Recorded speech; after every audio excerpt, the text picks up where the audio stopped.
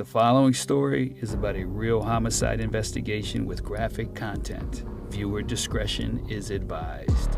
Previously on The Murder Mind. I do remember some kind of blood splatter. A wife is a treasure trove of information. Let's start with your ex-husband. Maybe this victim's wife can lead me in the right direction. Bill came walking up. So she mentions this Bill, the handyman, guys. Of course, that piques my interest. I need to lock down some times for that day. Only two other people were at the crime scene, the victim and handyman Bill. I got to get some answers from Bill.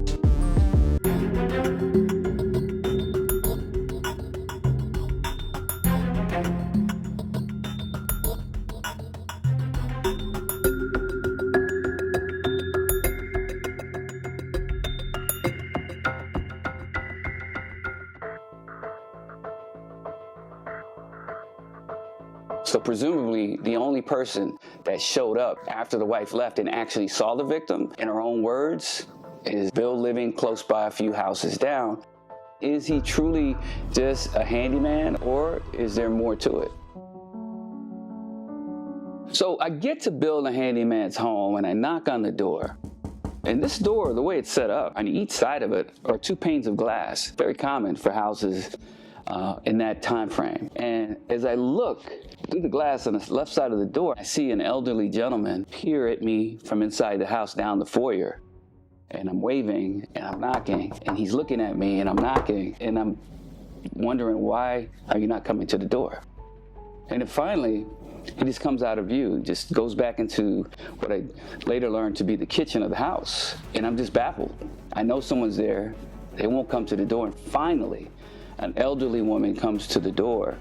She introduces herself as Nellie Sims. I learn she's 97 years old. I tell her who I am. I'm a homicide detective investigating a murder a few houses down. And I had information that a man named Bill lives here. She said, oh yeah, that's Bill Davis. He lives here with me.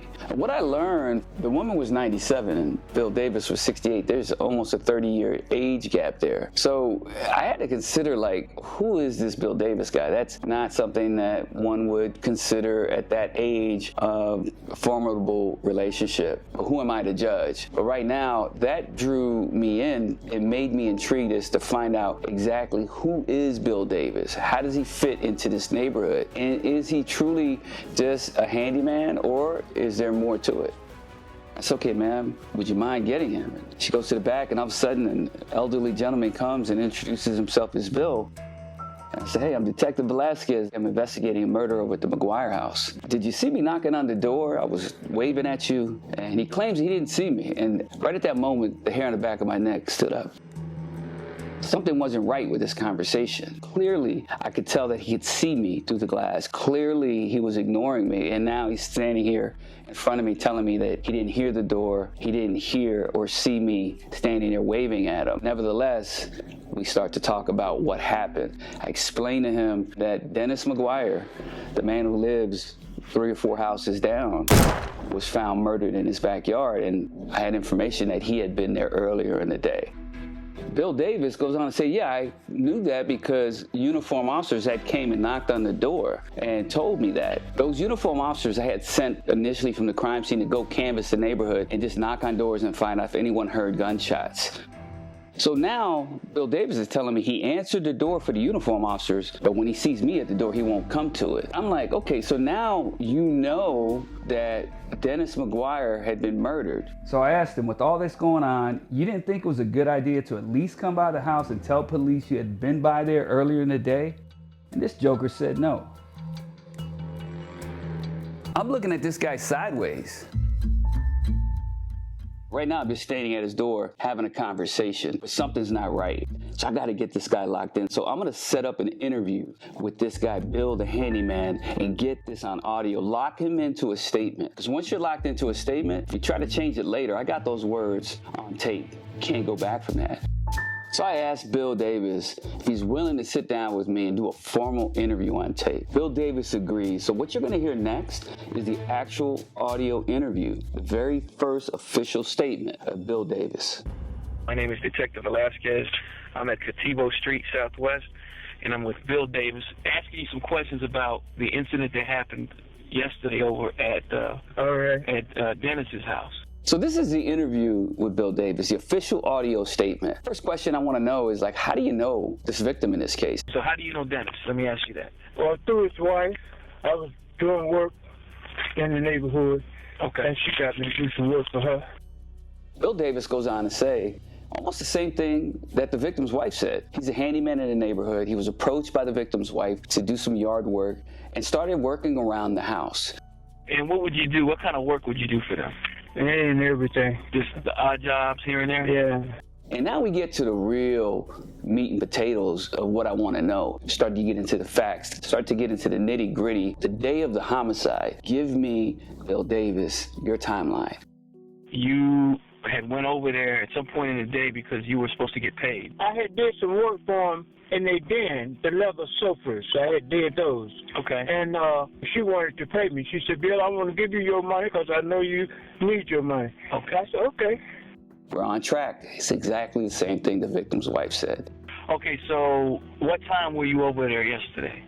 Well, I don't know. I really don't know. I went up to play my numbers. Okay. And I saw the gate open. Okay. When the gate's open, somebody's in there. Either she's there or he's there. Okay. So when I got back behind the gate, she was backing up, coming out. Bill Davis goes on to say that he sees the wife pulling out of the driveway, has a brief conversation with her, and asks Bill to come back around 7 p.m. so she could pay him for the work he had previously done. She said, well, I'll bring the money back. I'll be back in about an hour and a half, 2 hours, something. I ain't going to be gone long. I said, okay, whatever, you know. Okay. And she said, well, you go over here and have a drink with Dennis. I said, what Dennis? She said, there he is in there, in the house. Everything Bill Davis has said to this point is exactly what the wife said. Everything is matching up. No red flags. Everything sounds good. What Bill said, he does go to the backyard. He does peek into the den, and the victim was having a drink. So I pulled the screen back, hey, you got a number you want to play? I'm finna go up and play my number, I'll come back, you know. He tells the victim, I'm going down to the local gas station to play the numbers, the lottery. The numbers come out soon, so he asked the victim if he want him to play any numbers for him. And he says something odd, and he couldn't really expand on it. Hey, I don't know what he said. He said something vulgar. You know. I couldn't get him to expand on what that meant. He talked around it. He didn't say anything. He said he was just something vulgar and that he didn't remember it. So I had to consider maybe he was still angry about the time where Bill brought someone over to do some work in the backyard and just shoot him off and said, I don't want to play no damn numbers, and was just rude to him or dismissive. Whatever was said, it was bad enough that it left an impression in Bill, the handyman's mind, to mention it to me. So at that moment, that's the only moment in this whole story where there's some tension between Bill, the handyman, and his victim. Although I don't know exactly what he said, Bill admits that things weren't quite right at that very moment when he asked him if he wanted to play some numbers. I just closed the door and I left. I left, went up and played my numbers, messed around, then came on back. And now it gets a little interesting. Plays the numbers, walks back towards his own house, which he has to pass the crime scene. Decides to go into the driveway. I turned in, and I said, nah, I ain't going in. I'm going home. So I went on, came on past, and walked on home.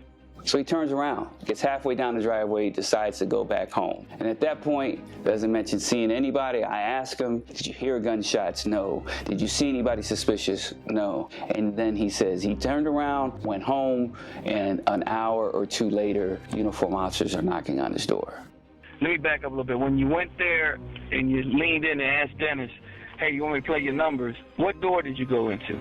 The back door. The sliding glass door? Yeah, that's the one that everybody uses. They hardly ever go to the front door. And the gate was open, so you walked through the gateway? The gate was open. Okay, so when you came back, you walked back over to the house, and you were going to go in, and then you said, I'm not going to go. One of the things that I was interested in was the last conversation, according to the wife and Bill the handyman, they both agree that a time was set for Bill to come back to get paid for the work that he had previously done. So one thing Bill did not do, according to his statement, was return to get paid. And I asked Bill, okay, so you had an agreement with the wife to return to get paid for the work you had done, but you never did. Why didn't you go back to see the wife or the husband to get paid? And he said, well, I wasn't really worried about it. Well, you were worried about it enough initially to go by the house to ask to get paid. And then there's an agreement of when to come back. So you knew you were going to get paid that day, but you never went back. I found that to be odd. He didn't have an explanation.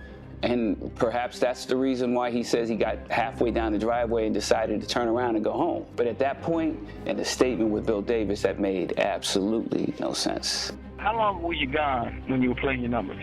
I don't know. Just a few minutes, wasn't long. Just a few minutes? From that service station right there. Just there and back? Uh-huh. Okay. Was it light or dark outside? Dark, I believe. Okay.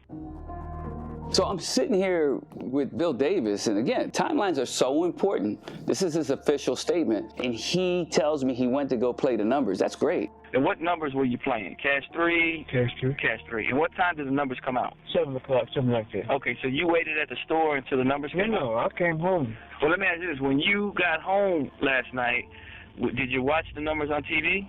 Or how did you know when the numbers were played?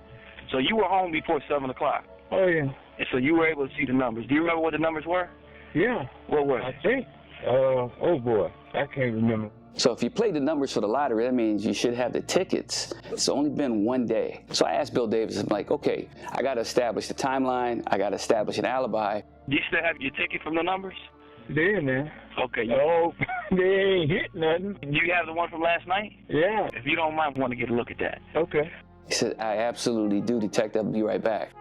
And as he's shuffling around through drawers and I'm sitting there looking at him and listening to him, he says, I can't find them. Maybe I threw them away. And I look down, there's a trash can. I'm like, well, you mind looking in your trash? But surely that's where they should be if you threw them away. And he's looking through the trash and he can't find them. He can't find the lottery tickets that he had just played, presumably 12 hours earlier. They're gone. Now, those lottery tickets were important because that could verify whether he actually arrived at the store, because those lottery tickets would have a timestamp of when those numbers were purchased. But I got a big goose egg at this point because Bill Davis cannot come up with the lottery tickets.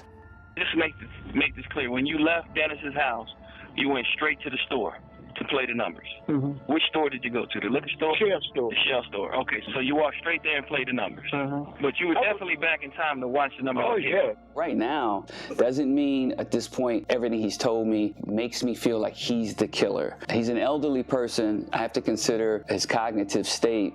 Is it unreasonable that he threw the lottery tickets away somewhere else and just doesn't remember? No, that could very well be what happened. Is it unreasonable that he didn't come to the door when he saw me? Maybe he just didn't want to be bothered by me. Is it unreasonable that he didn't show up to the crime scene after the police told him what was going on over there? No, he's an elderly man. Maybe it's not his business. So all those things I have to consider. But right now I got to put a pin in it. This is somebody that I know I'm going to have to come back to because right now I can't wipe him clean. But I still got other work to do. I still have other people I have to talk to. Okay, I think that's all I need for now. We're going to go ahead and stop.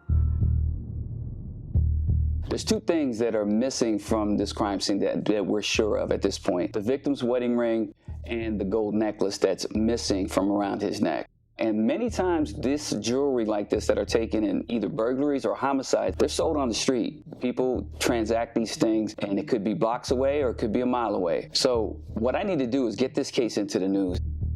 The victim's wife was able to provide me photos of the actual necklace around the victim's neck, as well as his hands wearing the ring.